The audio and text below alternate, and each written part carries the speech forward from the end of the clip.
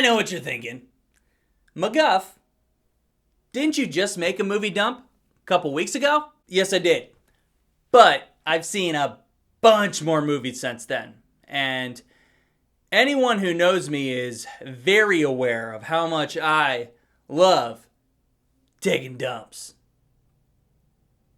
Movie dump. Nobody. What a movie. I had a great time watching Bob Odenkirk kick some Russian ass. So we have seen this type of movie before, and at this point I think it's really starting to become its own genre. Dude over 40 with a badass past trying to live a normal life until his past catches up with him. Taken, John Wick, history of violence, now you can add nobody to the list. Bob Odenkirk. He's got this way of carrying himself that just brings the comedy out of this situation. They stole my kitty cat bracelet. And you don't fucking do that. Nobody! Give me the goddamn kitty cat bracelet! But he's also just such a bad motherfucker. This is very far from Better Call Saul. This is a totally different character. Yes, the action and the fight choreography are fantastic. Especially the bus fight scene where Bob's like starting to get back into things and you can tell he's recalling on how to beat the piss out of somebody. And then it just kind of clicks and you're like, this dude is awesome. The pacing is great and you just get everything you want and more. If you go into this movie with no expectations, you're gonna be pleasantly surprised. What I really like about this nobody character is how he looks back on his violent days as an addiction. He loves hurting and killing people. He treats it like he's an addict. But then he tries his best to be a family man and a good father and a good husband. Awesome movie. It's violent and cool and funny. It was you guys that were telling me, you gotta see Nobody. And I do feel like I slept on this one, and I shouldn't have. It's so good. The Card Counter. Very interesting movie. Oscar Isaac is a card counter, just kind of drifting through life. Gambling from city to city, living out of hotels. He only gambles enough to not get noticed, so he can just continue this life seemingly forever. Then he runs into Tiffany Haddish, who offers to back him so they can make some big money together. He also meets Ty Sheridan at the same time, and he has a tie to Oscar's past that Oscar is not proud of. These two folks wake up Oscar out of this funk that he's been in for years, and they decide to go for it at the World Series of Poker. This movie was completely unpredictable. There is some deep, dark shit going on, and all around, it's pretty bleak. But it is a very unique and different movie based around a really complex character. And Oscar Isaac just nailed it. I can see where some people wouldn't like this movie. Personally, I liked it a lot. I love me some Oscar Isaac and I love me some poker. So that was kind of a perfect storm for me.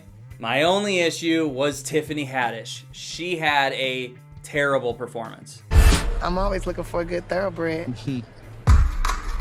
I do admire that she tried a serious role outside of a comedy. But when you put her in a scene with the amazing Oscar Isaac, their performances are noticeably different. You could have found much more talented actresses that could have pulled off that role and made it just right. Other than that, thought it was great. Feels like an independent movie, like a good independent movie. Weird music and shit. Interesting camera techniques going on. Oscar Isaac is just fucked in the head. All about it. The Tinder Bar. This is a movie about a boy that moves into his grandparents' house with his mom because his dad basically took off and they fell on hard times. It seems like most of his mother's family lives under this roof, and this boy decides he wants to observe and document them. He wants to be a writer. He wants to write about his family. And that leaves us there to observe him bond with his family and grow up. His uncle Ben Affleck has become the male influence in his life, and he hangs out at the bar that he works at with the regulars. The Tinder Bar. This movie is also based around Boston, so that's why the accent is coming out. The Tinder Bar. Yeah, I liked it. It's like a coming-to-age movie with very real characters that have very real problems. Sometimes you just need to watch a movie where someone's learning life lessons and making mistakes and creating relationships and growing up, and this movie covers all those bases. It's a sweet story with some solid heartfelt moments. Also, I like seeing Ben Affleck play a secondary character. He's just a better actor when he's not carrying too much responsibility, you know? The same applies to The Last Duel that he was in. He was just a secondary character in that. I thought he was great. He played a rich, privileged asshole. Came pretty natural to him, I think. Here's what drove me nuts about the movie. Drove me crazy. Is everyone in the movie has a Boston accent. This kid, from a child to college age, has a Boston accent. But the narrator of the movie, which is the adult version of this boy that we watch grow up, he doesn't have an accent at all. What the hell is that? Still, solid movie. Hey kid, let's get some drinks at the Tinder bar. We gotta park the car at the Tinder bar. No Time to Die. Daniel Craig's last run at playing James Bond. Pretty much met all my expectations. James Bond comes out of retirement to save the world from a global threat. And you get action and babes kicking ass and cool gadgets and weirdo villains. It's everything that you want to see in a Bond movie. I thought that the cinematography in this one really stood out. The camera work is stellar.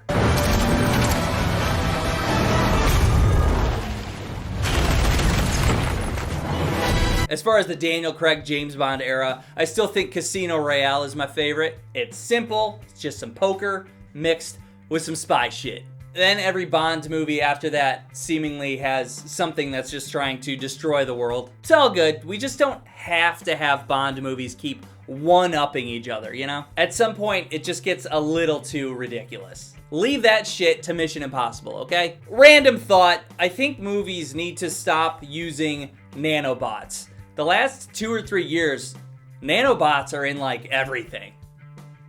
I get it. They're little mini robots that can do anything. Cool. Stop using them. Injustice! This is a DC animation on HBO Max. Rated R. Listen, it is a cool fucking story, okay? Where Joker decides to kill Lois Lane and destroy Metropolis at the exact same time. So naturally, this kind of drives Superman nuts. Superman's just like, Bip! I'm just gonna take over the world now. And what? You can't stop Superman from taking over the world if he wants to do it. So now you have the other superheroes of the world divided. The ones that agree with Superman controlling the world and seemingly try to stop all crime, and then the others trying to stop him. Obviously led by Batman. Very cool story. It's only an hour and 20 minutes long, so it's a lot of fun to get through. It is pretty violent, and I was surprised to see so many superheroes die in crazy, awesome ways. But honestly, I thought the concept and the story of this movie deserved better. The animation, it's awful. I wish they had the budget to make it look cool, but it doesn't. It's choppy. They use simple animation techniques that are repetitive. I did not like that. There's some DC animated movies that are way worse than this that had way better animation. The actor playing Superman is Justin Hartley, and he sucks. That dude is an awful choice for Superman. His voice is not a good Superman voice. Fuck that shit. Team Chriselle. Lots of potential for an amazing animated movie, but what they gave us was just an okay one. Love the story, cool idea, super violent, characters are great. Check, check, check, check, check. Animation sucks. Justin Hartley sucks. I thought Batman was good. Why can't you pick a better Superman? Come on. Superman's like the main dude in the movie. You gotta make his voice Superman. That was disappointing, but you know what was surprisingly great? Harley Quinn. I don't know where it came from, but they really spent their time working on Harley Quinn and perfecting that character. And every scene she was in, I laughed my ass off. Arrow Cave is a stupid name, though. Batman has the Bat Cave. That makes sense. Bats live in caves. Arrows don't. Whatchamacallit? Inanimate. Okay, quiet game. Lightning round. Oh, why not call it the Quiver? That's actually much better. So yeah, if you got HBO Max, it's worth a watch. Just ignore the animation and ignore the Superman voice. Okay, that's another movie dump. If you have already seen these movies, then let me know what you think in the comments, okay? See ya! Subscribe! So one night I randomly threw on Footloose. Perfect example of why 80s movies are so fucking precious. They actually made a movie where dancing is outlawed and Kevin Bacon comes to town ready to break all the rules. He's just gonna come in and start dancing? This city boys is gonna come to town and start... Has anyone been so mad that they just had to rage dance? You just gotta dance it out? You just gotta dance out your rage?